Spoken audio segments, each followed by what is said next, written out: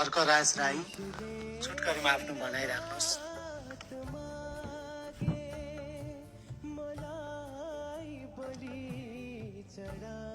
सम्माननीय सभामुख महोदय, यो हामी देश त देशमै छौँ तर कस्तो देशमा छौँ भन्ने प्रश्न को उत्तर खोजिरहेका छौँ जस्तो लाग्छ मलाई चाहिँ। अब यो यस्तो देश हाम्रो भयो जुन देशको प्रधानमन्त्री स्वयंले हामीले छिमेकी मुलुकको सीमा मिच्या छौँ भनेर भन्नुपर्ने, त्यस्तो देश जुन देशमा सुरक्षा छैन, न्याय छैन, सेवा सुविधा र अवसर छैन। राज्यले सबैभन्दा पहिला दिनुपर्ने सुरक्षा हो। सुरक्षित छैन नागरिक। आज हामी सांसदहरू पनि सुरक्षित छैनौँ, कोही पनि सुरक्षित छैन। No one is safe in Nepal. जे पनि हुन सक्ने स्थिति खालको छ। त्यसो भएको कारणले गर्दाखेरि यो अब यो देशलाई देश जस्तो बनाइराख्नका लागि हामीले के गर्नुपर्छ? हामी तयार छौँ, म चाहिँ तयार छु र हाम्रो दल तयार छ। नैतिकता नै बल हो, नैतिकता नै शक्ति हो, नैतिकता नै वैधानिकता पनि हो, वैधता पनि हो। अब हामी आफैले नैतिकता गुमाउँछौँ भने हामीलाई कसैले पत्याउनेवाला छैन। त्यसो भएको कारणले गर्दाखेरि प्रधानमन्त्रीज्यूले नैतिक जिम्मेवारी वहन गरेर, पदीय जिम्मेवारी वहन गरेर हामीले चाहिँ 2.5 महिनादेखि यहाँ उहाँको माग गरिरहेका छौँ। उहाँ आउनु मानिराख्नु भएको छैन। त्यसो गरेर बालहट गर्नु हुँदैन प्रधानमन्त्रीज्यूलाई। हामी त्यो भन्न चाहन्छौँ। अब सुरक्षाको कुरा गर्दाखेरि अहिले के छ स्थिति? कहिले धर्मको नाममा, कहिले के को नाममा, कहिले के को नाममा झगडा भइरहेको, होइन, आगजनी भइरहेको, तोडफोड भइरहेको, धम्की आइरहेको, तेरो घर जलाइदिन्छु पख्तलाई, है, म यस्तो गरिदिन्छु भेट्ने बित्तिकै भनिरहेको। त्यस्ता मान्छेहरूलाई हामीले रिपोर्ट गर्दाखेरि तपाईँको चाहिँ के अरे कारबाही नभइरहेको स्थिति, कहीँ कतैबाट कहीँ कतै हामी चाहिँ के अरे यात्रा गर्दै जाँदाखेरि असुरक्षित महसुस गर्नुपर्ने स्थिति, त्यो खालको स्थिति तपाईँको चाहिँ के अरे अझै पनि तराईमा, मधेसमा स्टिल छ। मैले 2 चोटि भनिसकेको कुरा छ, फेरि पनि भनिरहेको छु। त्यो स्थितिलाई सरकारले सुरक्षित स्थितिमा परिणत गर्न सकोस्, गर्नुपर्छ भन्ने माग गर्न चाहन्छु। न्यायको कुरा गर्दाखेरि न्याय पनि छैन यो देशमा, होइन। उदाहरणका लागि त्यही माइती घर जाँदा हुन्छ, कति महिनादेखि त्यहाँनिर कोही मान्छे बसेर डेढामा, होइन, त्यो उसमा पालमा तपाईँको चाहिँ घाममा बसिरहेको छ। ती माइती घरमा बसेका मान्छेहरूलाई भेट्न चाहिने सम्बन्धित निकाय, सम्बन्धित मन्त्रालयका मन्त्रीहरू जानुभयो? प्रश्न गर्न चाहन्छु। जानुहोस् तपाईँहरू त्यहाँ मन्त्रालयमा। तपाईँको चाहिँ एसीको तपाईँको हावा खाँदै बसेर देश भेट्न सकिँदैन। देश भेट्नका लागि खोलाखोलीमा जानु पर्यो, खेतमा जानु पर्यो, कारखानामा जानु पर्यो, होइन। आन्दोलन गरिरहेका नागरिकहरूको तपाईँको चाहिँ त्यो सडकमा गएर बुझ्नु पर्यो उहाँहरूको के हो आवाज। यो भन्न चाहन्छु। सेवा सुविधाको कुरा गर्दाखेरि, होइन, सुरक्षा छैन, न्याय पनि छैन। सेवा सुविधाको कुरा गर्दाखेरि ग्यासकै कुरा गरौँ न। यहाँ हामी यसरी बसिरहनु भन्दा ग्यासको लाइनमा गएर तपाईँको चाहिँ के अरे त्यो घाममा उभिन म चाहिँ त्यो अर्थपूर्ण हुन्छ जस्तो मलाई लाग्छ। So we should feel the pain of the people. जनताको पीडा हामीलाई महसुस हुनु पर्यो नि।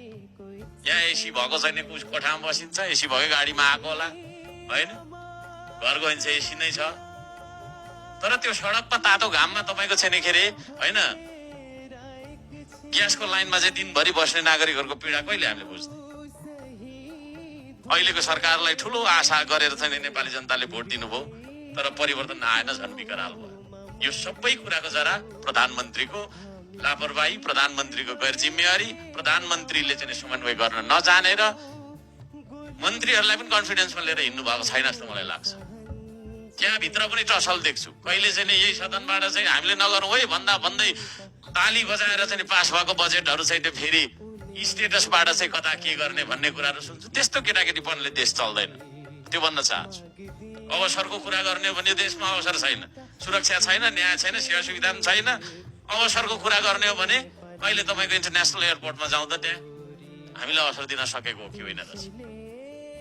प्रत्येक दिन हुलका हुल युवाहरू कहाँ जाँदैछन्, के गर्दैछन्, र त्यहाँ जानका लागि फेरि लाइन बसेर बस्दाखेरि ठगिएका छन्। ती ठगहरूलाई कारबाही गर्नका लागि चाहिँ सरकारले केले रोकेको छ? त्यो भनिदिनु पर्यो कि ठगहरूसँगै साँठगाँठ छ भने हाम्रो पनि साँठगाँठ छ भनिदिनु पर्यो। नत्र भनेदेखि तपाईँको चाहिँ नि 2/3 नजिकको सरकारले होइन कुन कुराले चाहिँ रोक्यो त? कोरिया जाने कुरामा पनि ठगिएको छ है, विभिन्न तपाईँको देशमा जाने कुराको लागि पनि ठगेको छ, विभिन्न कुरामा चाहिँ ठगी भएको छ। तर त्यो ठग्ने मान्छेलाई कारबाही भएको छ, एक्सपोज गर्नु पर्यो। We need action. हामी एक्सन चाहन्छौँ। तपाईँहरूको यहाँनिर चाहिँ आश्वासनले यस्तो गर्दैछौँ उस्तो गर्दैछौँ भनेर हुँदैन। यो भन्न चाहन्छु सभामुख महोदय, धेरै कुराहरू छन्। अब भर्खरै तपाईँको छैन के अरे देशमा थुप्रै मस्जिदहरूमा आगो लगाइयो, मदरसाहरूमा आगो लगाइयो, गुम्बाहरू भत्काइन्छन्, कहिले कहिले मन्दिरहरू भत्किन्छन् यो देशमा, कहिले माङहिमहरू तोडिन्छन्। सरकार कमजोर भएको कारणले त्यो हुन्छ। सरकारले तपाईँको छैन के अरे कारबाही नै गर्नु सक्दैन। मेरो तेरो नभनिकन फटालाई कोर्याक झ्याप गरेर हानु न कोरेकोराले, त्यस्तो कानुन बनाऊ। यही हो कानुन बनाउने ठाउँ। यसो लाने अनि मायाले छानबिन गर्ने, सोधपुछ गर्ने, अनि तपाईँको चाहिँ के अरे सेटिङमा निस्केर हुन्छ यो देशमा अपराधीहरू? हुँदैन। त्यसले गर्दाखेरि यो व्यथितिको समूल नष्ट गर्नुपर्छ, समूल अन्त्य गर्नुपर्छ भन्ने माग राख्न चाहन्छु। दशकौंदेखि पुस्तादेखि यही देशमा बसेको मान्छेले आफूले चाहिँ नि होइन भोगचास गर्दै गरेको जग्गाको स्वामित्व छैन। अहिले तपाईँको चाहिँ के अरे होइन भूमि सुधार व्यवस्था मन्त्रीज्यूले भन्दै हुनुहुन्छ स्थानीय तहले गर्न दिएन। स्थानीय तह त प्रदेशको तपाईँको मातहतको कानुनमा चल्छ, प्रदेश सङ्घको मातहतको कानुनमा चल्छ। सङ्घको मन्त्री हो तपाईँ दिनुहोस् न तपाईँको चाहिँ के अरे धनी पूर्जा। कसले तपाईँलाई रोक्छ? स्थानीय तह कुन चाहिँले रोक्छ? हामी छौँ तपाईँलाई सहयोग गर्ने। सुकुम्बासीले धनी पूर्जा पाएन, धनी पूर्जा दिने भन्ने कुरामा नाटक गरेको छ, गीत गाएको छ, बसेको छ है। दिनुहोस्, भक्काभक दिनुहोस्, हामी पनि छौँ ल है। कसले रोक्दो रहेछ? यहाँ कांग्रेसले रोक्छ कि एमाले रोक्छ कि नेकपाले रोक्छ कि राप्रपाले रोक्छ? हामी चाहिँ रोक्दैनौँ। दिनुहोस् भटाभट। केले रोकिरहेको छ? 100 वर्षदेखि धनी पूर्जा पर्खेर बसिरहेको छ। नागरिकता मात्रै तपाईँको धारण गरेर नेपाली भइन्छ?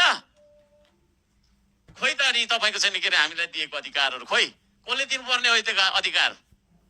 त्यसले गर्दाखेरि म आवाज उठाउन चाहन्छु, माग गर्न चाहन्छु। यस्तो किसिमले टालटुले पाराले तपाईँको चाहिँ आश्वासन दिएर देश चल्नेवाला छैन। कडाकडी काम गर्नुपर्छ। एउटा सानो उदाहरण, बुटवल 2 को मैना बजारको समस्या के हो यो बारेमा सम्बन्धित मन्त्रीज्यूले खोज्नु पर्यो। त्यहाँ अघि बिहान आएर चाहिँ मलाई यत्रो पत्र दिएर थुप्रै गुनासाहरू पोख्दै हुनुहुन्थ्यो। देशमा थुप्रै समस्या छन्, समय छैन हामीसँग धेरै। एकजना खेलाडीले देशको शान बढाउनका लागि खेल्यो, चाइनासँगको चाहिँ तपाईँको टुर्नामेन्टमा उसको खुट्टा भाँचिएको रहेछ। आशिष राई भन्ने मान्छे इटरीको, अहिले थाइल्यान्डमा लगाएर राखेको, रुइराखेको छ। उनलाई पनि धिक्कार लागिरहेको होला। के जुनीमा तपाईँको चाहिँ नेपालमा जन्मेछु र के जुनीमा नेपालको खेलाडी भएछु भनेर। अरू देशको खेलाडी त्यस्तो छ त? इन्टरनेसनल प्लेयर्स त्यस्तो छ? मेसीलाई दिने, रोनाल्डोलाई दिने राज्यले तपाईँको सम्मान र तपाईँको छैन त्यो होइन। हामीले त्यस्तो खालको सोचेका छौँ? खेल भनेको जस्ट खेल, जा खेल, काम छैन तेरो खेल भन्ने हिसाबले खेललाई लिएको कारणले कहिले पनि हामीले इन्डस्ट्रीको रूपमा यसलाई विकसित गर्न सकेनौँ। आज हाम्रो इन्टरनेसनल खेलाडी चाहिँ विदेशमा खर्च पाइन के भनेर रुँदै बस्नुपर्ने? यो बाध्यताको अन्त्य हुनुपर्छ। यो बाध्यताको अन्त्य हुनुपर्छ। र अन्त्यमा फेरि पनि प्रधानमन्त्रीज्यूलाई योभन्दा साह्रो चिज चाहेर यहाँ बोलाउन नपरोस्, त्यो भन्दै मेरो भनाइ अन्त्य गर्दछु। धन्यवाद, नमस्ते।